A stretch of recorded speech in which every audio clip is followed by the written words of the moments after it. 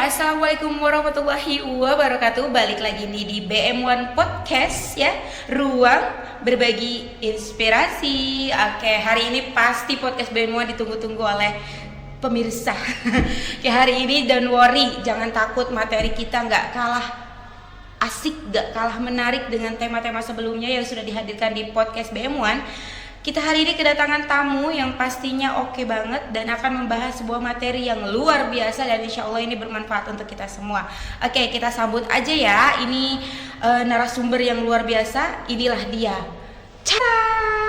Inilah dia tamu kita. Nah, ini dia ya, Akang Teteh semuanya pemirsa BM1 Podcast yang selalu setia memberikan like, subscribe dan komentar yang positif untuk mendukung podcast kami ya Pak ya. Ya, di betul, sini Bu sudah Neng. ada Pak Budi Setiawan SPD. Ini guru favorit nih. Bukan Assalamualaikum, favorit Bu ya Neng. Pak ya. Ini bukan favorit ya, Kang Teteh ini pasti diperkenalkan semua. Pak, Ya, nih Bu Neng. hari ini kita datang kembali setelah vakum kemarin 1 minggu Pak. Iya betul Bu 1 Neng. minggu bagaikan 1 abad ini Wah, Pak. lama banget ya. Lama banget, Pak. Lama Dan banget. kita insya Allah ya akan memberikan materi-materi yang insya Allah bermanfaat bukan Amin, amin. hanya untuk lingkungan sekolah kita, tapi juga insya Allah berdampak ke semua pendidik, Amin, orang ya tua, Allah. dan juga anak-anak kita semuanya Siap. yang kita banggakan ya. Oke, kali ini kita akan membahas tentang Pak tentunya Gen Z. Gen Tidak Z. terlepas dari Gen Z nih Pak Ya. ya. Gen Z ini menjadi sebuah pembicaraan yang mungkin tidak akan habis Pak. Karena menarik. bagaimanapun nih, Gen Z ini adalah salah satu generasi yang saat ini kita sedang didik mungkin Pak. Iya. Anak-anak kita nih ya Iya, Pak ya, yang betul, nanti betul. insya Allah ini akan berdampak kepada insya Allah nih Pak ya, tahun 2045 kita akan mencapai 100 tahun dan itu menjadi salah satu momentum di mana Indonesia mencapai generasi emas. Siap. Ya.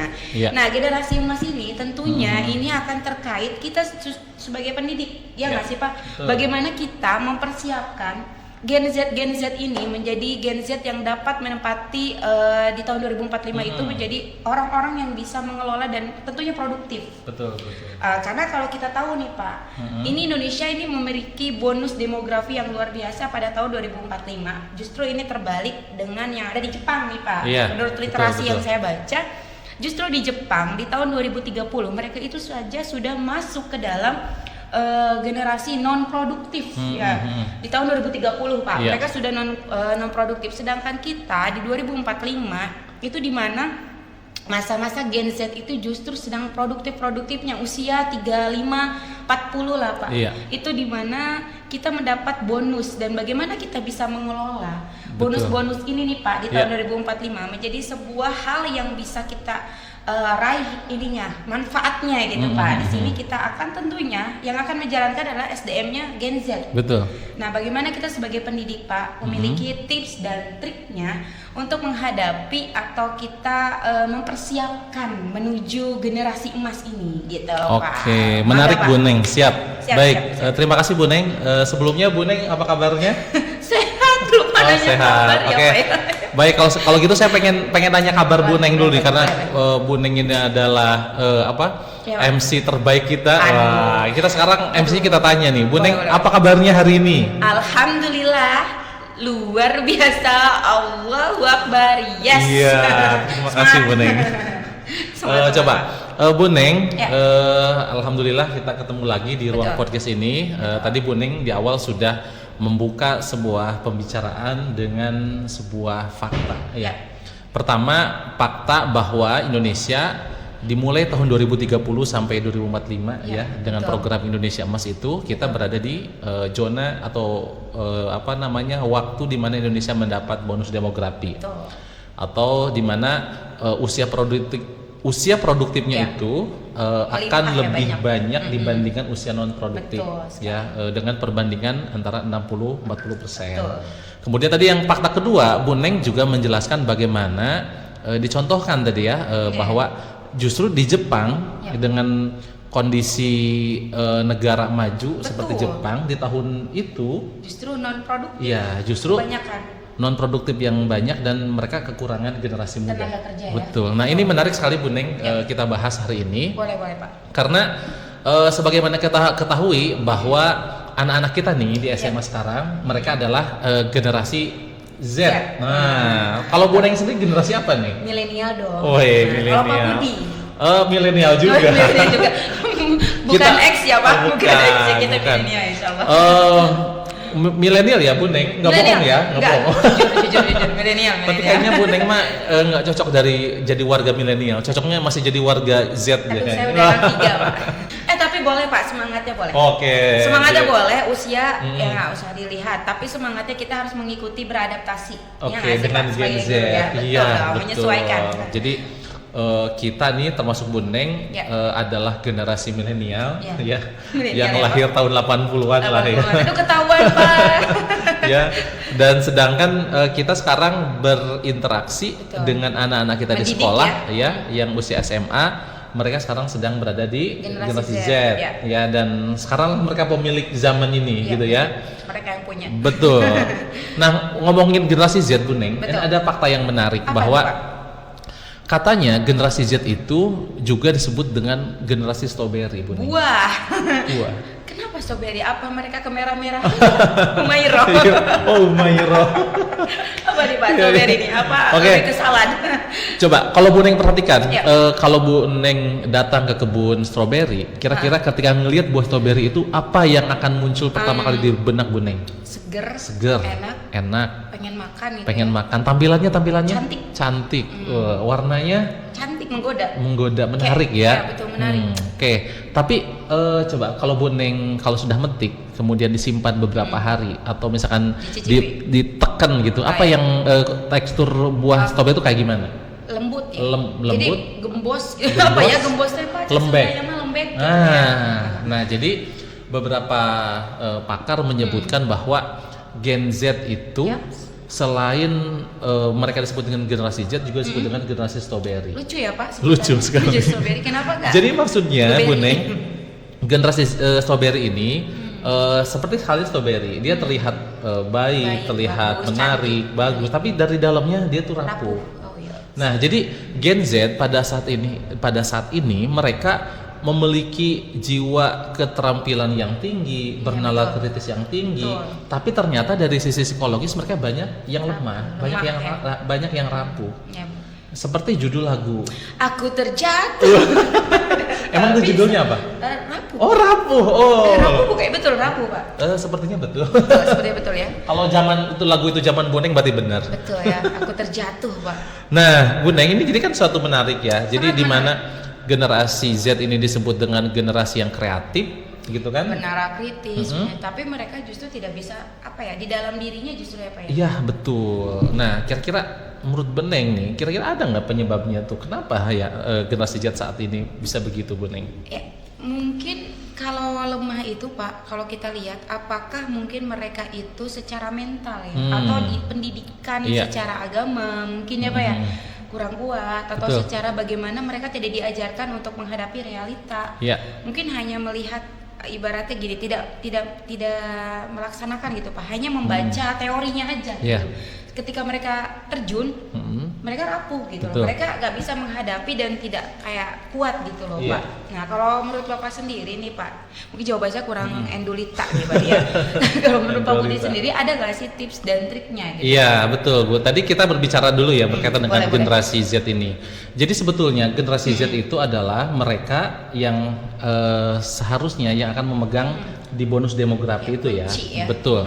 Nah tapi sayangnya tadi kondisinya mereka sepertinya strawberry, terlihat kreatif tapi rapuh. Nah tugas kita nih Bu Neng sebagai guru, bagaimana menciptakan agar yang katanya generasi strawberry ini mereka menjadi pribadi yang kuat, strong untuk menghadapi bonus demografi tahun 2030 dan Indonesia Emas tahun 2045. Kan gitu ya? Betul. Nah tadi juga saya menarik dengan apa yang Bu Neng sampaikan ya, bahwa generasi muda sekarang ini kan adalah generasi yang mereka memiliki peran yang penting untuk masa depan bangsa ini. Mereka yang akan menguasai. Betul. Mereka contoh gini deh Bu Neng. Bu Neng usia sekarang berapa? Oh iya, disepil usia nih jadinya. Nggak apa-apa. Bu Neng usia berapa? 34. 34. Nah, 34 sekarang tahun 2023. 23. Kalau misalkan seandainya tahun 2030, kira-kira Bu Neng berapa tahun? Pak, coba Bapak hitungkan. Sekarang 2024 ya Bu ya? 2023, berarti 7 tahun lagi 2030. Ya, berarti betul. kalau 3 berapa tadi? 34 tambah 7 41 ya? 41. Itu baru masuk bonus demografi. Sekarang Indonesia Emas tahun 2045 tambah 15 tahun Bu Neng. Ya Allah, 41 tambah 15 Pak, itu berapa? 60-an. Ya Allah. Nah, Kita udah nggak megang betul. 60-an. Kita udah nggak pegang peran apa-apa di sudah bangsa yang- ini. betul. Maka yang akan memegang peran itu adalah Anak-anak generasi Z, betul. gitu. Tapi Yang di sini hari mungkin ini kontribusi kita gitu betul, ya, Pak. betul. Nah, yang ketika Bu Neng dan saya sudah masuk usia 60 tahun. Betul. Amin, mudah-mudahan usia Amin, kita panjang sampai. tapi bermanfaat. Amin. Nah, berarti ketika kita sudah pensiun, yang akan mengisi dan merawat bangsa ini adalah generasi Z. Bu Ya, Neng. betul. Bayangin aja Bu Neng, sekarang anak-anak kita di SMA usianya misalkan 15. 15. Maka tahun 2045 rata-rata anak kita usianya sekitar 37 tahun. Maka mereka lah yang akan mengisi posisi-posisi penting di bangsa dan negara ini. Iya, Bu karena Neng. memang kan 35 sampai 40 itu Betul. justru produktif sekali Pak, Iya, di masa produktif seperti sekali. itu. Kalau kita 60 itu enggak produktif Iya, kayaknya. kita tinggal menikmati masa pensiun Bu Neng ya. Amin. Nah, jadi dengan fakta seperti ini Bu Neng, Yap. generasi Z sekarang yang Akang Teteh yang usianya sekarang 15, 16, 7 tahun lah ya. Betul. Atau anggaplah dari mulai SMP sampai kuliah saat ini, Ya. justru Akang Teteh yang akan mengisi posisi-posisi penting di Betul. tahun 2045 nanti Bu Neng. Betul. Bahkan saya bisa ngebayangin Bu Neng, ketika kita usia kita menjelang pensiun, yang akan jadi kepala sekolah di sekolah kita ini adalah alumni tahun Anak-anak kita 2023 gitu ya, atau 2022. betul. Betul nggak? Betul. Atau misalkan yang jadi kapolseknya, Oh, iya. yang jadi pacamatnya, yang jadi anggota dewannya. Nah, itu anak-anak yang hari ini usianya 15 tahunan lah 15. kira-kira gitu. Betul. Sayang banget dong Bu Neng kalau misalkan anak-anak kita ini Akang Teteh yang hidup di tahun 2023 ini yang usia belasan tahun, betul Bu Neng, yang mereka yang akan mengisi dan memegang masa depan di tahun 2045 Indonesia Emas, kalau misalkan tidak mempersiapkan diri, kira-kira menurut Bu Neng apa yang terjadi itu? Oke, karena itu ledakan demografi pastinya ya Pak ya. Kalau Betul. secara sosial nih pasti akan terjadi permasalahan sosial yang akan Nah. bermunculan. Salah satunya pasti kemiskinan, pengangguran gitu kan, dan juga perekonomian yang pastinya tidak bisa dipegang oleh anak-anak, oleh generasi Z yang nantinya produktif gitu loh Pak. Dan itu akan terbengkalai. Kenapa Bu Neng? Kalau boleh saya tahu, Iya. ini dari sisi sosiologi Bu Sosial, Neng ya, kenapa terjadi kalau di bonus demografi itu bisa Kemiskinan. terjadi banyak kemiskinan maupun Permasalahan pengangguran? sosial ya Pak Iya. ya, kejahatan, kriminalitas itu termasuk Pak. Karena ketika terjadi ledakan demografi dan anak generasi Z itu tidak mempersiapkan sedari dini sekarang nih Pak, ketika mereka berusia, berarti skillnya tidak ada, Iya. intelektual tidak ada, keterampilan tidak ada, emosional, sosial yang tidak terlatih, maka ketika mereka hidup di zaman itu, di tahun 2045 itu, mereka akan hanya jadi manusia-manusia yang tidak tahu harus bagaimana mengelola kehidupan yang harusnya itu jadi sebuah bonus buat kita.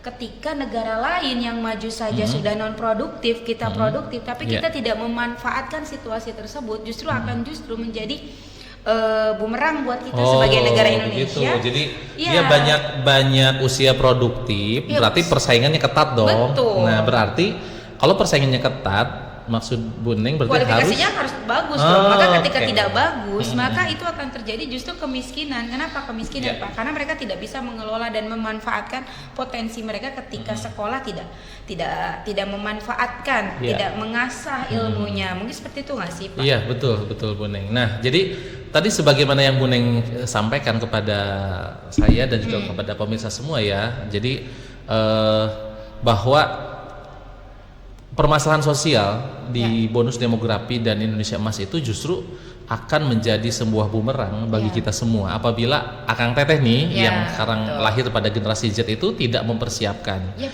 Nah, Bu Neng, ada beberapa fakta. Oke lah, kita biar gampang untuk mencernanya. Oke, siap. Kita bandingkan tadi yang Bu Neng di awal disampaikan bagaimana posisi Jepang dan posisi Indonesia. Iya. Ya.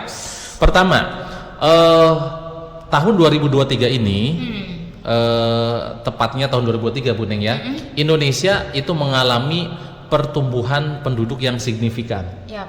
Sedangkan pada tahun yang sama tahun 2023 ini ya, Jepang itu berada di titik paling rendah angka kelahiran Oh. sejak puluhan tahun yang lalu. Ini tahun Ini paling terendah, rendah betul. ya, kelahiran. Berarti Bu Neng, kalau kita tarik benang lurus atau benang merah dari tahun 2003 ke 2045 Iya. ya, maka tahun 2045 posisi Jepang dan posisi Indonesia dari sisi kualitas dan juga kuantitas SDM-nya itu akan menjadi terbalik. Yap. Gitu. Kurva terbalik, ya betul. Nah, jadi itu kurvanya jadi kurva terbalik tuh. Nah, sebetulnya ini kan menjadi sebuah kesempatan emas bagi generasi Z yang hidup pada saat ini sedang ada di SMP, di SMA dan juga perguruan tinggi Justru gitu. peluangnya ya Pak. Betul, ya? peluangnya. Banyak, gitu.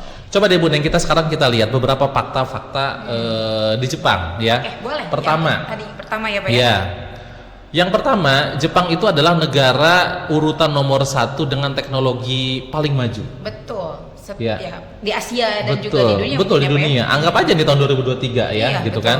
Kemudian yang kedua, ya, yang kedua Jepang itu negara terkuat ketiga dari sisi perekonomian di dunia. Wow. Keren ya. Betul ya. Kemudian yang nomor 3 nih Bu Neng. Ya, apa tuh, Pak? Jepang berada di urutan ke-7 dengan sistem pendidikan terbaik di dunia. Wow. Ke-7 ya. Keren ya, Betul. Nah, satu lagi yang menarik Bu Neng. Apa tuh yang keempat? Jepang adalah negara paling disiplin di Ya, dunia. setuju. Itu setuju Pak. Iya. Ya kan? Ya. Nah, jadi kan sebetulnya fakta-fakta ini menarik ya, yang mungkin fakta-fakta tadi itu sekarang ada. Nah, bisa jadi ketika bonus demografi itu akan terbalik dengan posisi Indonesia. Betul, Kita berharap betul, dong Indonesia berharap. menjadi negara dengan kemajuan teknologi terpesat di dunia misalnya. Amin. Betul nggak? Dengan perekonomian yang paling maju di dunia. Betul, amin. Dengan sistem pendidikan terbaik di dunia. Amin. Dan juga terdisiplin. Terdisiplin, Nah, amin. maka Amin. itu hanya akan terjadi kalau Akan generasi teteh. Z-nya, akan tetehnya, Betul. mungkin juga termasuk generasi alpanya Bu Neng ya. Betul, iya. Iya. Lahiran anak-anak kita. Betul. Kita. Anak kita. Anak kita. Kok jadi takut? Jadi generasi Z dan juga generasi Alpha yang mereka Alpha itu lahir di 2009 Bu Neng ya. Ya. Sampai sekarang. Nah, mereka yang akan menjadikan Indonesia itu dengan posisi-posisi yang 4 tadi itu Bu Neng. Amin. Nah, seandainya nih kalau misalkan gagal mempersiapkan, kira-kira 4 hal itu akan terwujud gak Bu Neng itu? Ya tidak. Ya kan? Ya tentu saja tidak, Tidak, gitu kan. tidak. Jadi jangan tidak mempersiapkan. Betul. Jadi gimana jadinya kalau misalkan generasi Z-nya itu generasi mager Bu Neng? Iya. Dikit mager kayak Iya. kayak ulet bulu gitu, Pak. Gerak malas gitu kan ya. Iya. Pernah Ya, tuh Bu Neng, Pak Heri cerita. Gimana, Pak? Pak Heri itu guru geografi kita ya. Guru geografi. Jadi ketika mau itu generasi Pak. generasi baby boom. Maaf Pak Heri. Punten Pak, ini Pak Budi. Bu Neng.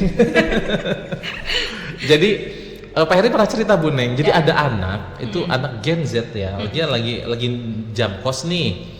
Mau belajar peminatan geografi. Pak Heri datang dong Iya. di depan tanya, Oke. "Dek, kok nggak masuk kelas?" "Mager, Pak," katanya. Jawab mager ya Allah. Jadi Gen Z itu selain generasi strawberry juga generasi mager. Mager, betul. Identik ya, Iya, Pak ya? identiknya. Nah, kita nih sebagai guru mereka, sebagai orang tua mereka di sekolah ingin menghilangkan kesan itu loh Bu Neng, Ya, maksudnya. identitas itunya hilang lah Ya, yang buruknya ya. betul. Bagaimana kita merubah identitas Gen Z itu jadi lebih baik. Karena betul. kalau saya tahu Pak, Gen Z itu juga punya sisi negatif dan sisi positif Betul. pastinya identiknya ya. Betul Bu Neng. Jadi image negatif Gen Z itu Lebih melekat. melekat kan sekarang. Nah, bagaimana kita sebagai guru, sebagai orang tua Ya. itu menghilangkan image negatif tersebut, Label. label negatif tersebut, karena memang pelabelan itu berbahaya Bu Neng. Bahaya Bahaya Pak. banget, kan? Bahara. Bahaya Pak, karena kalau Iya. sudah terlabeling itu akan sulit untuk menghapusnya. Betul. Walaupun mungkin bisa, tapi memang labeling itu orang sudah mecap. Betul. Labeling itu kan mecap Pak. Contoh gini, kita baru 1 kali telat, 2 kali telat, orang langsung gini, kamu telat mulu ya. Dengan kata mulu itu kan pasti Iya. sudah mencap tuh Pak. Makanya Gen Z, wah padahal yang bilang mager satu orang karena memang kondisinya kita suka ngelihat mager lagi Iya. ya udah jadi bilang ini generasi Z generasi mager. Jadinya ada cap dan betul. labeling gitu Iya, terjadi betul, gitu betul. Pak. Nah, berarti tugas kita ini ingin ngilangin image itu Menghilangkan Bun, ya, image itu. betul. Jadi memang benar labeling itu berbahaya banget ya, kayak gini misalnya dasar anak bodoh misalnya gitu ya. Dan itu jadi- bisa jadi bodoh Bun ya. Betul. Ke psikis kitanya kan akan Ah, mengikut Pak. benar. Ketika Tapi kita- saya khawatir juga kalau misalkan pelabelan kayak gini. Buneng maaf, Ya, boleh. gasnya yang berapa kilo? Gas? Gas yang di rumah Buneng. Oh, berapa ya Pak? Yang berapa kilo? 2 ya? Yang bukan, yang Eh. 3 kilo. Oh, 3 yang kilo. hijau kan? Yang kecil itu. Yang kecil 3 kilo Ketahuan kan? dia nggak pernah masak gas. Coba deh Buneng, tulisannya ada tulisan apa di situ? Apa Pak? Gas untuk masyarakat miskin. Ya Allah. Ya Allah. jadi Buneng selama ini pakai gas 3 kilo? Iya, ya Allah. Sama. Ketahuan ya Pak. jadi jadi label miskin ini juga sebetulnya saya Iya. sih berpendapat harusnya jangan dilabelkan Ya, karena kan itu harusnya nggak usah ada kata itu kenapa sih? Bentar, Gitu. kita ngomong ini bahaya nggak sih? Bahaya. Waduh Pak, tolong. Bentar, ada tukang bakso. Gas 3 kilo ini. Ya, jadi maksudnya tadi kita ingin menghilangkan label-label negatif. Ya, Karena sebetulnya generasi Z ini kan adalah satu-satunya harapan bangsa Ya. ini agar mampu mewujudkan 4 posisi seperti Jepang tadi. Betul. Nah, gitu ya, Bu. Ya. Nah, Sulit gak sih Pak sebenarnya untuk menghilangkan label itu Nah. ketika kita sebagai pendidik gitu Ya. ya? Karena kita sendiri aja kadang-kadang maaf ya Pak, sebagai guru kadang-kadang kita juga pernah lah mencap, melabel gitu kan dengan hal itu. Padahal sebenarnya itu kan tidak baik. Gitu Ya. ya. Dan itu akan menjadi anak itu ketika kita bilang gitu justru mereka akan merasa aku udah dibilang ini. Aku udah dibilang ini gitu loh Iya. Pak gitu. Tapi menurut Bapak sendiri bagaimanakah Gen Z ini bisa kita sebagai pendidik sedikit-sedikit mengarahkan label ini mengecap itu bisa hilang gitu Iya, loh, Pak. bisa banget Iya. Bu Neng ya. Baik, pertama gini Bu Neng. Tadi ya kita menghindari pelabelan negatif. Iya. Gitu ya. Jadi sebetulnya itu secara psikologis pelabelan atau labeling itu kan dia akan terekam Yep. secara berulang-ulang, Iya. ya kan? Dan akan menjadi sebuah paradigma. Yep. Dan akhirnya menjadi sebuah pola pikir. Dan itu Iya. yang menjadi bahaya. Bahaya itu. Tapi kalau positif itu kan bagus. Iya. Nah, contoh kalau misalkan yang negatif misalkan gini, ada seorang ibu kemudian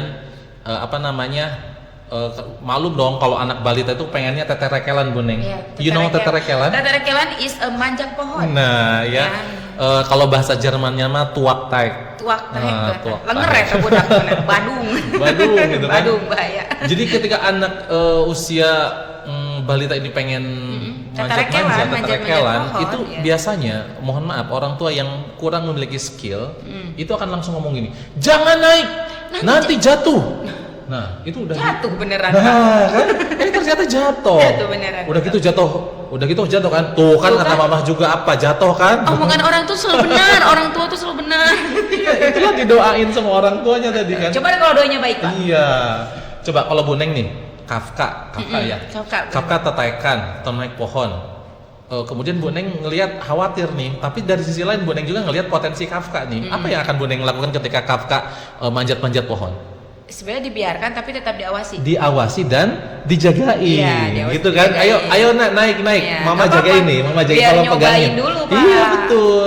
Sebetulnya yang diinginkan oleh Gen Z itu atau generasi Alpha itu begitu Bu. Yes. Jadi mereka ingin mencoba sesuatu hal yang baru bagi mereka, tetapi dalam bimbingan. Yes. Nah, jadi nggak perlu ada labeling negatif Iya. sebetulnya. Kalau misalkan kita sebagai orang tua itu memahami bahwa Gen Z itu adalah generasi yang kreatif kan. Betul. Mereka pengen nyobain sesuatu yang bagi mereka menarik. Iya, Nah, betul. tugas kita sebagai orang tua, sebagai guru adalah memberikan rambu-rambunya, Bu Neng. Iya, Gitu. betul. Jadi bukan melabel ya, melabeling, Bukan, tapi rambu. memberikan rambu. Tadi contoh misalkan ketika anak pengen naik, naik gitu kan. Boleh naik tapi bunda jagain ya, bunda gitu, awasin ya. diawasin, Gitu, diliatin ya, diliatin gitu kan. gitu. Tapi anaknya ngomong gini, enggak Bunda aku bisa sendirian. Ya nggak apa-apa, bunda liatin kan bunda sayang sama Nah kamu. kan gitu. Jadi Gitu. Akang Teteh, kalau misalkan guru memberikan arahan, memberikan motivasi, Motivasi. memberikan peringatan, itu Betul. sebetulnya adalah dalam rangka untuk memberikan pengawasan dan juga apa ya bahasanya Membentuk. itu memberikan apa Rasa mendampingi, betul, memberikan rasa aman Rasa kepada Akang Teteh untuk mengeksplor Ya. apa-apa yang kamu minati. Betul, gitu. bukan berarti dilarang atau bukan Iya. berarti tidak bolehkan ya Pak ya. Betul. Jadi bukan berarti dilarang, Ya. tetapi lebih bagaimana kalau kita melihat itu sebuah potensi, maka diarahkan Yep. dan diawasi. Betul. Dan tentu saja diberikan ini Bu Neng, semacam rambu-rambunya. Ya. Ini loh yang boleh. Jadi bisa nggak sih Pak, sebenarnya kita kayak ngasih kalau kamu naik pohon, konsekuensinya ada jatuh, gitu loh. Ya. Nanti bisa terpeleset, kaseleo, tikus hewang, digerebek, dicerebos gitu ya Pak ya. Tigedebluk. Tigedebluk, gitu. Tikus hewan. Jadi intinya kita sudah memberikan yang tadi Pak Budi bilang rambu-rambu itu atau Iya. batasan juga mungkin ya Pak ya. Iya, betul. Kamu boleh naik sini tapi tidak sampai ke bawah situ. Iya. Karena khawatir jatuh misalnya. Nah, betul Bu Neng, setuju banget. Sama seperti begini. Sekarang makanya di zaman sekarang ini Bu Neng, Ya, untuk digitalisasi ya, di era mendidik generasi di era digital, anak-anak Gen Z, anak-anak generasi Alpha, Yep. itu sebetulnya kita sebagai guru, sebagai orang tua itu ada dua jenis Bu. Aduh, apa aja tuh Pak? Yang pertama, Yang pertama adalah orang tua pengasih atau guru pengasih. pengasih, penuh kasih ya Pak. Iya, yang kedua adalah guru atau orang tua penyayang. Penyayang. Beda tuh Pak. Beda, kasih sayang. beda. Coba kasih deh. apa Pak? Coba Bu Guru Neng. pengasih. Kalau gini, kalau anak nih, anak kita, Anak kita, anak-anak BM1, anak-anak Ya. murid Indonesia. Oke, contoh kayak gini misalkan, anak-anak di BM1 misalkan ingin pensi, Ya. oke, Bapak Ibu izinkan, itu namanya pengasih. Oh ngasih Ya, kan ngasih ya, izin, ngasih Tanpa kebebasan. tanpa tahu resiko yang Iya, dihadapinya. tapi kalau orang tua atau guru penyayang, dia akan selain diberikan kesempatan, tapi juga akan dibimbing dan diarahkan mana batasan-batasannya, gitu. Betul. Sama seperti kayak begini, Bu Neng, Kafka misalkan pengen naik sepeda, dikasih tuh sepeda. Berarti kan Bu Neng orang tua pengasih. Pengasih. Tapi juga harus jadi orang tua penyayang. Nah, main sepedanya jangan di jalan raya. Nah, nanti pulang sebelum sholat asar ya. Iya. Nah, berarti ketika kita memberikan suatu kebebasan kepada anak-anak, maka juga di situ kita memberikan batasan-batasan dan juga aturan-aturannya. Warning-warningnya ya. Betul. Jadi kira-kira itu Bu Neng, untuk bagaimana agar kita menjadi orang tua atau guru yang menghilangkan pelebelan tadi gitu. Jadi justru pelebelan membimbing itu gitu. Tuh. Ya makanya biar tadi generasi Z tidak disebut dengan generasi strawberry. Betul, Inilah iya. salah satunya dengan kita memulai tidak melabeling gitu ya. Terus Iya. menjadi pendidik dan orang tua yang penyayang. Ya Pak ya. Ya, bukan hanya orang tua penyayang. pengasih aja. Pengasih, Iya. bukan penyayang ya, Tapi Pak Mirsa. pengasih, tapi juga plus penyayang. Pengasih dan penyayang. Iya. Karena kalau cuma ngasih aja, itu juga tidak diberikan batasan-batasan. Iya. Khawatir bukannya kita sayang tandanya ya Pak ya, justru akan menjatuhkan atau justru Betul. mencelakakan lah intinya. Betul. Seperti itu ya Pak. Coba ya. deh Bu Neng lihat, pada faktanya tahun sekarang atau zaman sekarang itu banyak anak-anak yang ketika dia sudah dewasa, justru dia menjadi anak-anak yang nggak taat kepada orang tuanya. Padahal banyak, waktu kecilnya itu disayang banget, Betul, dikasih apapun yang dia mau. betul. Nah, itulah tadi kenapa menjadi orang tua itu nggak cukup dengan jadi orang tua pengasih, Iya. tetapi juga harus jadi orang tua penyayang. Contoh kayak gini, Ma pengen motor, beliin. Ma pengen yang roda 4, beliin. Ma pengen yang roda 4 tapi pintunya 2, beliin. Apa tuh, Pak? Roda 4 pintu Itu 2? mobil pick up. Buat naik pick up. Bukan Lamborghini, bukan. Bukan Lamborghini ya, aduh. Karena dia juga pintunya 2, Bu Neng. Betul. Iya, kan? Ke atas ya, kalau pick up kan ke atas. Jadi Oke. dikasih semuanya gitu kan, Ya. tapi dari sisi jiwanya itu nggak diriayah, nggak Ya. diurus, nggak diarahkan, Betul, sehingga betul. dia menjadi pribadi yang cenderung arogan. Yap, arogansi. Betul. Makanya identik sisi negatif dari Gen Z itu adalah arogansi. Pak. Arogan. Nah, Nah ini tertarik nih Pak dengan Bapak bilang tadi, ketika kita memberikan sesuatu yang anak minta tanpa kita kasih apa ya Pak ya, batasan-batasan, justru akan menjadi ketergantungan. Contoh ketika handphone, Gen Z itu kan identik dengan era digitalisasi teknologi gitu ya Pak ya. Iya. Tapi ketika kita tidak diawasi, mereka akan mengalami ketergantungan dan bahkan ini banyak berita-berita yang mengerikan ya Pak, ketika Gen Z ini banyak kecanduan teknologi gitu, itu sampai ada yang dibawa ke rumah sakit jiwa, sampai ada yang meninggal, itu pun kan akibat kita tidak memberikan kasih dan sayang, tetapi hanya memberikan kasih Nah, aja gitu loh bener. Pak. Penyayang, Nggak sih, Pak? sayangnya enggak. Padahal kan Iya. ketika kita memang sebagai orang tua, anak-anak kita memang kan Gen Z ini Pak, tanpa suruh belajar teknologi mereka sudah paham. Iya. Makanya kita di sini orang tua harus berkolaborasi gitu ya dengan pendidik di sekolah, dan guru, orang tua dan segala macam, bagaimana mengawasi, membimbing, jangan sampai anak kita ketergantungan. Jadi bukannya ke positif, justru jadi lebih ke negatif gitu. Nah, kalau ngomongin masalah generasi Z yang dunia mereka adalah dunia digital pun ya, setuju, Pak. sebetulnya ini juga keterampilan yang harus dimiliki oleh orang tua maupun guru untuk menghadapi generasi digital ini. Betul, Nah, tentu Pak. saja yang pertama kali yang harus kita pahami adalah bahwa teknologi itu tidak bisa dilepaskan dari anak-anak kita, baik di sekolah maupun di rumah. Betul.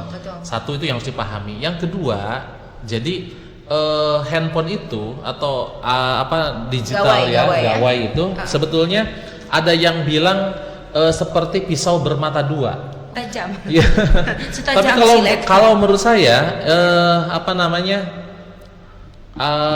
penggunaan handphone itu sebetulnya diperbolehkan, Bu Neng. Boleh, betul. Ya, tetapi itu dengan batasan. Dengan batasan. Dengan batasan itu mungkin gini, orang tua harus paham ketika handphone ini adalah bagian dari kehidupan mereka. Iya. Tetapi orang tua juga harus paham bagaimana agar handphone ini itu menjadi suatu hal yang bermanfaat untuk anak-anak kita. Maka ada rumusnya, Bu Neng. Apa tuh rumusnya? Rumusnya itu dengan 3D. 3D, 1D. D1. Iya, D1. D1 apa D1D?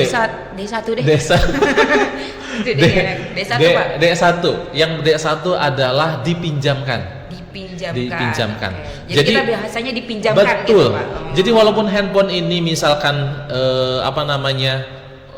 bukan kita yang pakai, anak kita yang pakai nih, tapi bahasanya ini loh, ayah pinjamin ya handphone betul. untuk kamu gunakan, gitu kan? Yeah. Jadi dipinjaman, nggak ada istilah bahwa handphone ini dikasih buat kamu. Kalau dikasih seenaknya. Iya, betul. Makanya bahasanya dipinjamkan. Coba kalau Bu Neng meminjam sesuatu dari temen, apa yang akan Bu Neng lakukan terhadap benda yang hati-hati? Terus tidak sembarangan, tidak dipakai seenaknya. Nah, tidak dipakai seenaknya berarti D yang kedua tuh, Bu Neng. Apa D? Dibatasi. Ya. Satu, dipinjamkan. Dibatasi. Ya. Jadi dibatasi dari sisi waktu dan juga dibatasi dari sisi tempat. Bisa dibayangin dong kalau anak-anak misalkan nggak dibatasi waktu. Betul. Bablas Pak, maghrib bablas, isya bablas, subuh bablas. Sholatnya bablas, bahkan istirahatnya bablas. Di kelasnya tidur. Ngantuk dari. Ya itu berarti harus dibatasi waktu. Misalkan idealnya anak-anak itu usia usia emas ya, anak balita deh atau anak SD, SMP itu maksimal sebetulnya normal itu sehari 2 jam, Bu. Iya, nggak usah lebih. Benar. Nggak usah lebih. Tapi kalau udah lebih dari 2 jam itu jatuhnya udah kecanduan. Iya, betul. Gitu. Nah, dengan dibatasi tadi itulah kita udah pernah bahas tentang kesepakatan, Bu Neng. Iya, betul. Jadi dibatasi itu lebih arah kepada kesepakatan antara guru dan murid atau orang tua dan anak. Contoh misalnya dibatasi waktu. Oke, Akang Teteh silahkan boleh kamu menggunakan handphone, tapi batasi waktunya ya.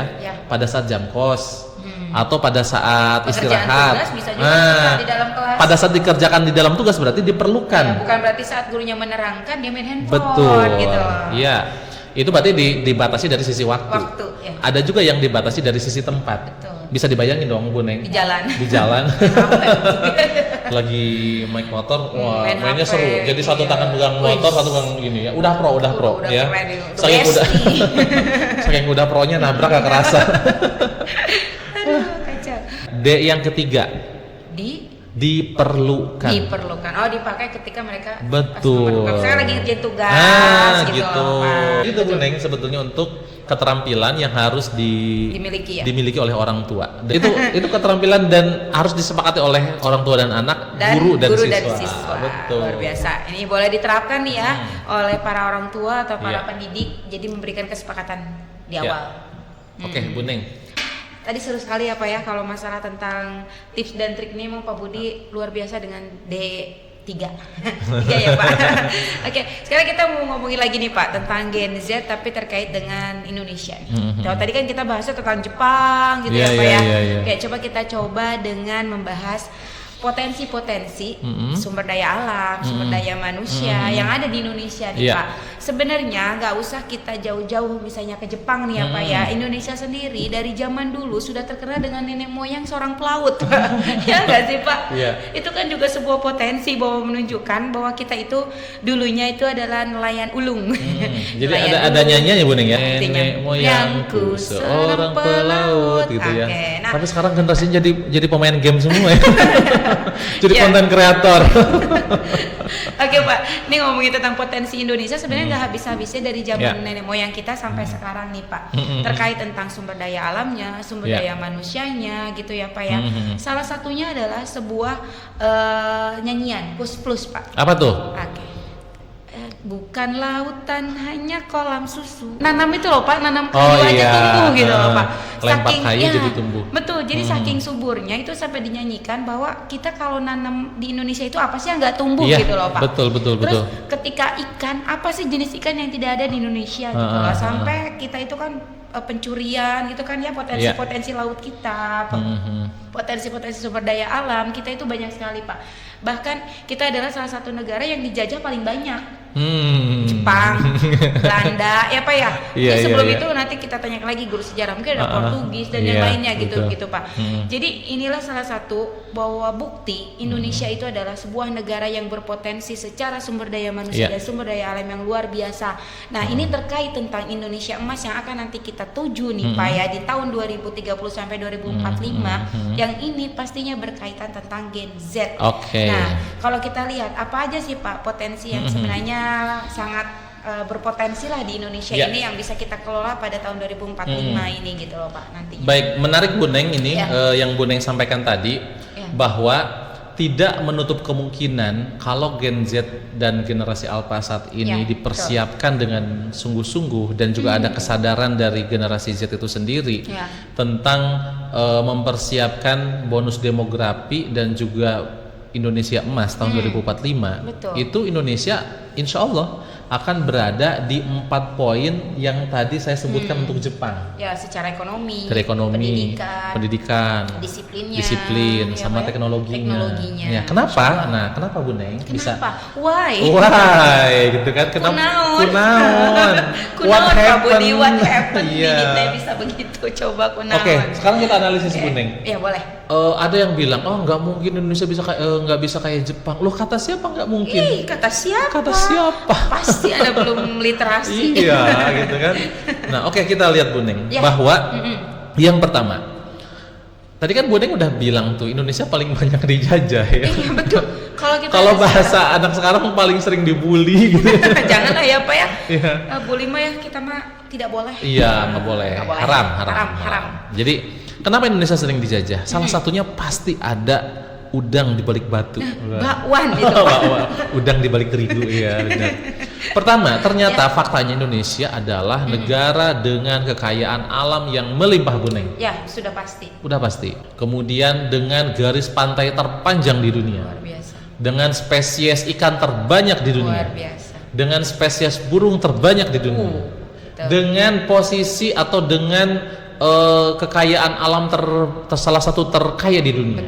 Betul. Apa yang nggak ada di Indonesia? Kalau Bu Neng tadi bilang ngelempar kayu aja. Tongkat dan kayu udah apa tuh Pak? Tongkat dan kayu jadi tumbuhan. Gimana gitu lah pokoknya. Coba dicari ya Akang Teteh lagunya itu Kus Plus. Itu jadul sih tapi dicoba deh. Itu udah dinyanyiin loh bahwa Indonesia itu potensinya luar biasa. Luar biasa. Itu kan Bu Neng ya.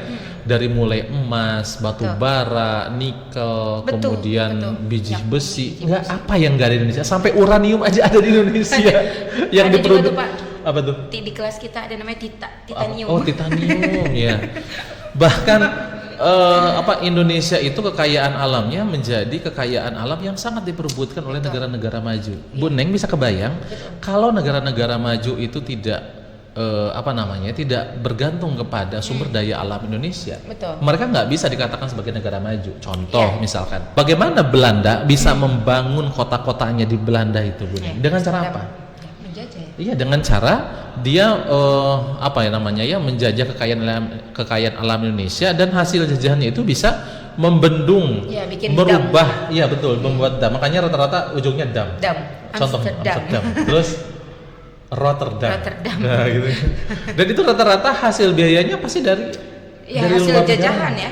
Karena kalau dilihat dari sisi geografis itu Belanda adalah negara yang kecil. Betul. Dilihat dari sumber daya alamnya juga kecil. Iya. Nah, bagaimana caranya? Mereka bisa maju ya. Iya, makanya negara-negara Eropa, negara-negara Barat itu mereka menggunakan paham imperialisme. Iya. Jadi bagaimana mereka menguasai suatu bangsa ya agar bisa dimanfaatkan untuk negaranya gitu loh Pak. Karena memang Indonesia juga dari dulu kan dilirik rempah-rempahnya Iya, juga betul. apa yang nggak ada Pak Iya, rempah-rempahnya. betul. Sampai makanan kita sekarang sudah alhamdulillah ya. Iya. Pak rendang makanan Betul. terenak di Indonesia. Di dunia.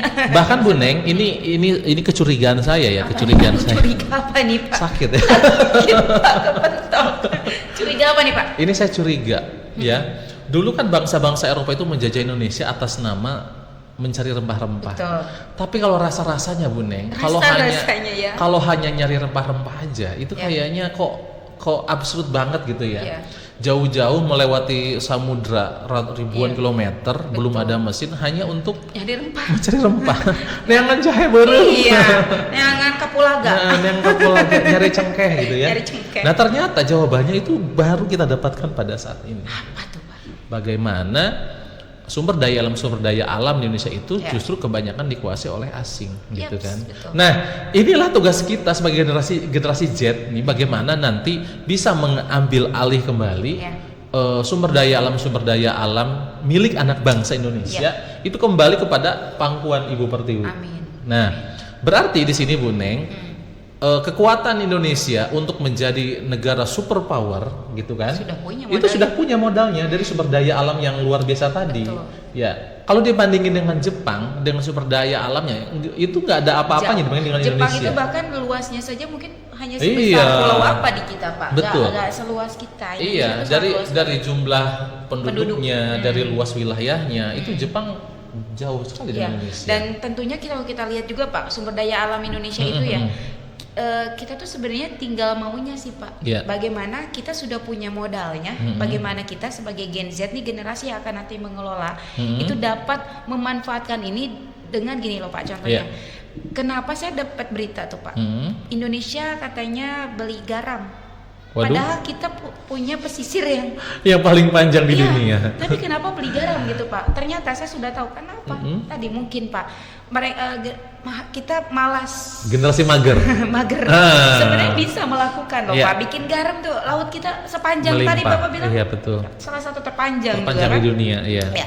Jadi mungkin sekarang adalah lebih kepada bagaimana sumber daya manusianya. Kalau Iya, alamnya sudah berpotensi Pak, bagaimana sumber daya manusianya? Oke, nah berarti yang kedua nih Bu Neng. Apa Tadi tuh, kalau Pak? tadi kan kekayaan alam melimpah nih Sudah, sebagai modal, modal, aset. aset yang luar biasa betul. untuk Gen Z agar mengelola bangsa ini Iya. di tahun 2030-2045 itu ya. dengan modal yang sudah sangat besar dari sumber daya alam. Betul. Dan yang kedua modalnya adalah tadi Bu Neng, 64% penduduk Indonesia di tahun 2030-an atau masa Indonesia 2045 Ya. itu 64%-nya adalah usia produktif. Yap. Itu menunjukkan bahwa bukan dari kekayaan sumber daya alam, tapi juga kekayaan sumber daya manusia. Betul. Itu dari sisi kuantitas loh Bu Neng. Iya. Nah, Sudah- kita belum bicara sudah masalah jadi aset ya. Betul, itu udah dari sisi jumlah saja Iya. sudah aset. Kita belum ngomongin berkaitan dengan kualitasnya. Kualitas. Kalau ini kan kuantitas ya. Kuantitas jumlahnya ya. Betul. Kalau sekarang belum ngomongin tentang kualitas sumber daya manusianya Iya. gitu ya Pak Oke. ya. Yang ketiga adalah kualitas sumber daya manusianya. Kualitas sumber daya manusia. Dan itu adalah tugas kita sebagai guru dan orang tua yang hidup di zaman ini, Bu Neng. Ya, bagaimana kita bisa mendidik, Mendidik. membimbing, Betul. ya Pak ya, Ya. menuntun. Pak, tadi kita sudah bahas tentang banyak sekali tentang Gen Z. Mau itu dampak positifnya, Ya. Gen Z identik dengan karakter negatifnya, positifnya gitu ya. Bahkan Ya. tadi ada sebutan generasi strawberry ini. Ya. Mudah-mudahan ini jadi sebuah manfaat buat kita semua apa yang sudah kita obrolkan tadi. Tapi nih ada di intinya nih Pak.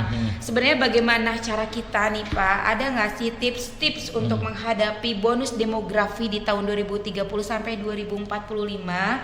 Ada 6 tips untuk Akang Teteh untuk mempersiapkan diri menghadapi bonus demografi. Oke, satu. Yang pertama, Tuh kan, kita tuh Pak, kenapa kita nggak pernah kompak sih Pak Iya, di iya. urutan ini? Oke, ke satu. Satu, Bu Oke, Neng. apa tuh Pak? ojo bandingke. Ojo banding ke gitu ya. Oke. Iya, jadi nomor satu ini Bu Neng, berhenti membandingkan diri kita dengan orang lain.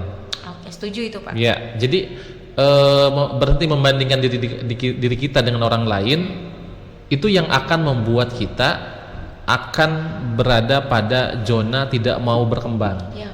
Karena ketika membandingkan dengan suatu hal yang lebih dengan kita, maka disitulah kita menjadi introvert. Ya, betul. Ya, jadi ini yang penting. Akang Teteh, pokoknya be yourself.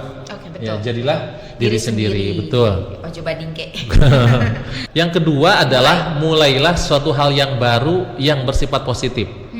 Gitu. Jadi ini untuk menghilangkan tadi Bu Neng, untuk menghilangkan image label generasi mager, Ya, gitu kan. setuju. Jadi kamu lakukan dari sekarang sesuatu hal yang menarik, suatu hal yang baru dan bermanfaat. Betul. Kan tadi kan generasi muda itu kan generasi coba-coba Bu Neng. Iya enggak? Buat anak coba-coba. Makanya daripada coba-coba yang negatif, coba-cobanya yang positif, gitu ya. Setuju. Oke, itu yang kedua. Yang ketiga. Ya, yang ketiga tadi sudah di-spill di awal ya, bahwa kalian harus menguasai salah satu bidang teknologi. Oke, teknologi. Iya, yang sedang kekinian lah Bu Neng sekarang. Ya, TikTok lah. Oke, misalnya di bidang media sosial, betul. Atau Canva mungkin. Iya, desainer ya, desain. Ya. Desain Bisa kayak Canva, kuasai. Standar lah ya, Pak ya, Canva yang, gitu. Betul. Bagaimana Office editing lah, video, gitu ya, Pak ya, editing betul. video, aplikasi-aplikasi yang memang dekat dengan kita lah, misalnya dalam Betul. pembelajaran ya Pak ya, menguasai. Atau juga bisa videografi, fotografi, setuju. Kemudian jadi pilot drone maksudnya. Ya. Nah, yang keempat. Oh, yang keempat ya. Yang keempat. Nah, ini yang penting Bu Neng. Apa tuh Pak? Membatasi pertemanan, Setuju. jauhi pertemanan lingkungan yang toksik. Betul, setuju Pak. Jadi kalau kita ingin melihat siapa Bu Neng, Oh iya, oke, siapa? kalau kita ingin mengenal Bu Neng, siapa Bu Neng ini? Siapa aku? Maka identifikasilah dengan siapa Bu Neng berteman. Oke. Gitu Bu Neng. Jadi Makanya circle kita. iya betul. Kalau sekarang bisa dilihat, kalau pengen kenal Bu Neng nih nggak usah lihat Bu Nengnya aja. Bu Neng circle-nya sama Iya, siapa? circle siapa? Bu Bestie. SBK. Bestinya siapa gitu kan? Iya, betul, Oh ternyata circle-nya Bu Neng orang-orang baik. Nah, maka itu akan merepresentasikan siapa Bu Neng. Gitu. Makanya kalau kita berteman dengan penjual minyak wangi, maka kita akan terbawa Wanginya. gitu. Betul. Nah, jadi kalau misalnya kita menghindari pertemanan yang toksik, nah itu akan membantu kita untuk menggali potensi-potensi positif yang ada dari kita. Karena kalau dalam pertemanan yang positif Pak, kita akan didukung oleh teman Iya, kita betul. untuk maju. Tapi Iya. ketika kita berteman dengan yang circle tidak baik, justru akan diajak ke arah-arah yang negatif. Iya. Contohnya, yuk bolos sekolah gak usah masuk peminatan. Gitu. Padahal kan kalau kita berteman dengan circle yang baik, kita masuk yuk. Nah, diajaknya ke arah lebih baik. Iya. Udah azan, sholat yuk. Nah, misalnya. gitu. Ya. Ini- Berarti kalau ada yang ngomong Pak, jangan pilih-pilih teman, justru harus pilih-pilih Iya, teman. betul. Gitu ya, benar. Yang dimaksud dengan jangan pilih-pilih teman itu, saya setuju Bu Oning Iya, dengan suka ada konsep bahasa itu, kayak gitu ya, betul. betul. Tapi yang dimaksud adalah jangan pilih-pilih dari latar belakang sosial, agama. ekonomi, iya. Tapi kalau misalkan memilih lingkungan teman yang toksik atau enggak, itu wajib. Ya, itu hak maksudnya hak prerogatif kita mau Iya, berteman dengan siapa. betul, ya. Nggak sih, betul. Pak? Bahkan bukan lagi hak, itu sudah kewajiban Iya, kita untuk betul. memilih teman yang bisa membawa kita kepada Betul, kebaikan, betul, gitu setuju, kan? setuju, Pak. Kalau temennya betul kata Bu Neng tadi, kalau temenannya sama yang ngajaknya bolos ya bolos, Iya, bertemannya dengan yang suka nggak sholat ya nggak sholat. Yang kelima adalah, jadi akan kita coba deh dianalisis kira-kira diri kalian itu punya satu sisi kelebihan apa, lalu kembangkan. Jangan ada kadang gini ya Pak, kita ngerasa itu kekurangan. Iya. Padahal ternyata itu kelebihan buat Iya, kita. betul. Contoh gini Pak, saya dulu pernah ada guru saya di SMA 2, ada guru saya bilang SMA 2 gini. Cibino, ya kan? Iya. Dia bilang gini, Neng, kamu tuh cerewet banget sih, tapi ada salah satu guru saya bilang gini, coba deh jadi penyiar radio, pasti cocok. Nah dari situ Pak, saya itu ngelamar jadi penyiar radio di SMA waktu kelas 2. Nah itu menurut saya jadi sebuah, saya menemukan passion saya, potensi saya di situ. Mungkin bisa juga betul, kita mengidentifikasi, bersyukur apa yang sudah Allah berikan dulu Pak, kalau menurut saya intinya. Bersyukur dulu, jangan melihat ini sebuah kekurangan kita, tapi mungkin ini sebuah kelebihan buat kita. Iya, betul Bu Neng. Gitu Iya. Pak. Nah, itu kan Bu Neng berarti berhasil menemukan passion di dalam diri Bu Neng kan? Betul. Nah, coba sekarang misalkan anak-anak yang hobi tawuran Bu Neng. Aduh, Itu sebetulnya adalah identifikasi yang bisa diarahkan kepada hal yang positif. kinestetik sebenarnya. Iya, Pak. misalkan kan jago lempar-lempar batu gitu kan. Bisa lempar lembing. Nah, jadi atlet lempar lembing. Atau yang larinya cepat Pak ketika lagi tawuran Oh kabur. iya, Itu betul. bisa jadi pelari Pak gitu. Betul. Jadi intinya sebetulnya anak-anak kita yang suka tawuran itu sebetulnya dia kekurangan ruang Ya, untuk mengekspresikan ya. apa yang kelebihan yang ada dalam Setuju, dirinya. Pak. Jadi harus Setuju. dikasih ruang-ruang tuh. Setuju. Jadi Contoh misalkan ketika ada anak-anak yang hobinya main game, ya, sebetulnya itu dia bisa mengidentifikasi bahwa dirinya itu ahli dalam bermain game. setuju. Misalkan ikut kompetisi, ya. game online. Betul. Misalkan. Nah, itu kan E-sport. juga e-sport ya. Itu juga adalah bagian dari menemukan passion. pengembangan bakat juga. Betul. Iya. Nah, dulu juga kalau Bu Neng cerita di SMA 2 Cibinong, saya juga mau cerita dong di SMA 1 Lewiliang. Oke, kalau SMA 1 Lewiliang. Dan kita dua-duanya bahasa ya. Oke, Iya. bahasa. Oke. Kenapa tuh Pak? Jadi dulu Bu Neng, saya dari sisi, mohon maaf Bapak dan Ibu ya, Bapak Ibu guru yang saya hormati dan saya cintai, tidak semua materi saya kuasai Bu Neng, tapi walaupun semua mapel tidak saya kuasai, tapi saya berusaha bagaimana saya menghormati guru saya Setuju. dan mencintai pelajarannya walaupun saya nggak bisa, Betul, setuju Pak. ya kan? Nah akhirnya saya punya satu passion yang akhirnya saya kembangkan, Apa tuh Pak? bicara. Kayak Bu Neng tadi. Iya, setuju ya Pak. Iya. Saya kenapa setiap dapat pelajaran bahasa Indonesia bersama Bu Cici namanya Bu Cici, halo Bu Cici, Assalamualaikum Bu muridnya. Cici. Jadi itu seneng banget Bu kalau misalkan udah diskusi, udah berdebat, wah kita pokoknya paling Seru ya, depan, Pak? seru banget. Betul, Tapi betul. giliran matematika Bu, saya paling Bapak sama. nggak bisa. Ya. Nah, Tapi kita tetap harus menghormati. Iya betul. Jadi walaupun kita nggak menguasai matematika waktu itu Bu, saya tetap sayang sama Betul. guru saya, tetap hadir pada jam pelajarannya. Betul. Walaupun nilainya ya segitu lagi gitu kan. Tapi alhamdulillah ya, mungkin itu tahun kita tidak kurikulum merdeka ya Pak. Tapi tahun ini anak-anak murid kita bersyukur nih, generasi Z ini kita sudah kurikulum merdeka. Iya. Jadi apa Pak? Potensi-potensi. Jadi bukan berarti anak yang tidak bisa dieksak, bukan berarti anak yang tidak Iya, keren, betul. bodoh gitu ya Pak. Enggak, iya betul Tapi Bu. Disinilah kita bisa menemukan bakat-bakat Iya, kita. tadi menemukan passion diri. Betul. Iya, makanya Akang Teteh kan dulu kayak gini Bu. Ini mohon maaf ya, Boleh. mohon maaf. Saya maafkan. Gini. Dulu waktu kita masih IPA IPS ya Bu, Iya. ada anak-anak yang IPS ngomong gini, aduh Pak, kita mah ya hanya jurusan IPS gitu kan. Betul, setuju. Yang IPA, saya jurusan IPA Saya Pak, IPA gitu kan. Iya. Nah kalau gitu kita kasih kepada mereka umpan balik positif, ya. Caranya gini Bu, oke, anak-anak IPS, saya kan waktu itu ngajar di IPS ya. Ya, oke.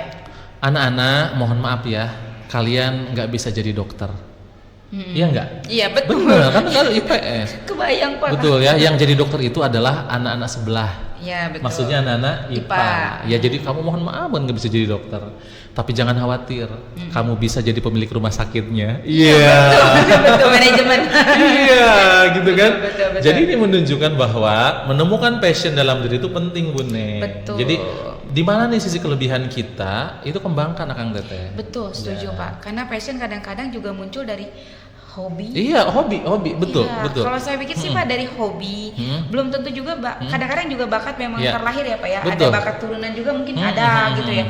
Tapi kalau menurut saya hobi, kayak Pak Budi saya sering Iya. lihat Pak Budi itu kan hobi ngutak-ngatik gitu ya. Mm-mm. Ahli bedah. Bongkar pasang. Gitu ya. Bongkar aja dulu, pasangnya Bongkar. urusan nanti. Ya, di situ juga kan mungkin hobi. Jadi ketika Iya. kita melaksanakan hobi, itu waktu tuh nggak terasa. Bisa jadi itu passion kita dikembangkan Iya. ke alam bisa buka ini Pak, apa ya? Oh, install servis. ulang, servis, Oh, iya, bisa benar-benar. Pak. Iya, Justru itu betul. jadi peluang usaha.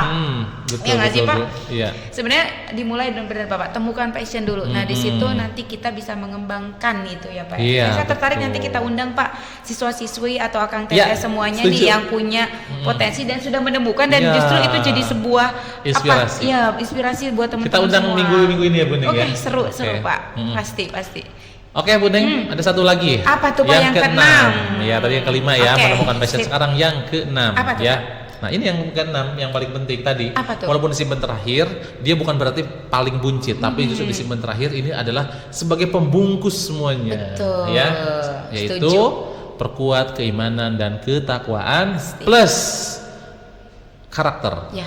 Gitu. Iya betul, itu jangan jadi gini, itu mah urutan ke-6 berarti itu mah nggak Oh diganti, iya, nggak justru sengaja kita simpan betul. terakhir ini sebagai pamungkasnya. Inilah Betul. penutupnya gitu. Karena percuma 1 sampai 5 kalau 6-nya tidak ada. Betul ya. Iya kan? Jadi harus beriman bertakwa kepada Allah Subhanahu wa taala, melaksanakan semua perintahnya, menjauhi segala larangannya, mana yang boleh, mana yang tidak boleh, mana yang dilarang, mana yang dipersilahkan. Betul. Itu akan menjadi pemandu kita. Betul. Menjadi setuju, kompas Pak. kita dalam menghadapi era bonus demografi dan Indonesia Emas 2045.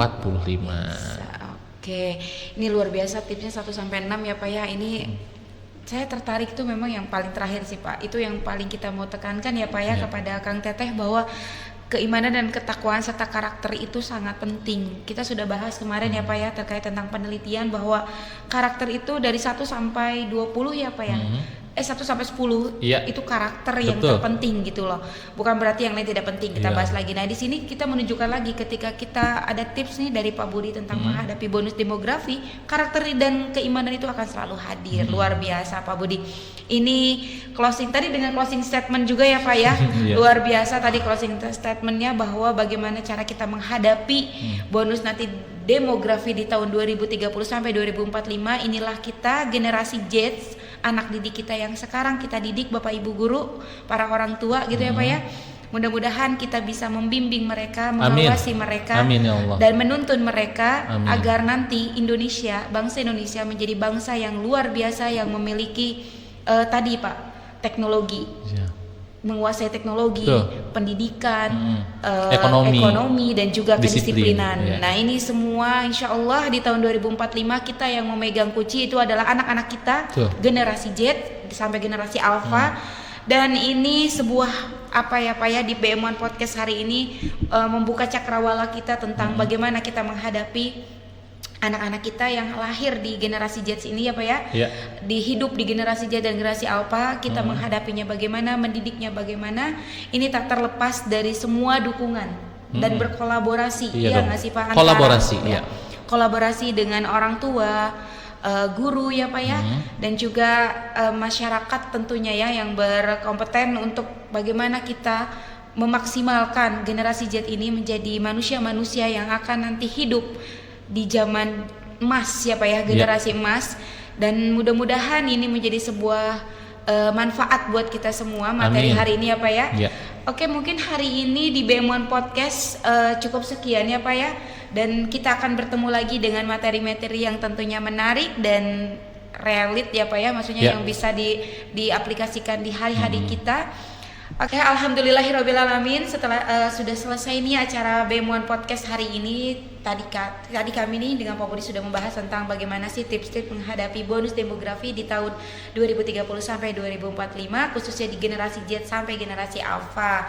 Mudah-mudahan Akang Teteh serta pemirsa-pemirsa setia BM1 Podcast bisa terus stay tune mengikuti materi-materi yang kami sajikan. Dan jangan lupa selalu subrek, like, komen, dan share, karena berbagi itu akan bermanfaat untuk semuanya. Jadi dukung terus podcast kami agar bisa memberikan konten-konten yang dengan materi-materi yang luar biasa lagi. Oke, akhirnya saya tutup dengan wabillahi taufiq walhidayah. Wassalamualaikum warahmatullahi wabarakatuh. BM1 Podcast, ruang berbagi inspirasi. Dadah, bye-bye.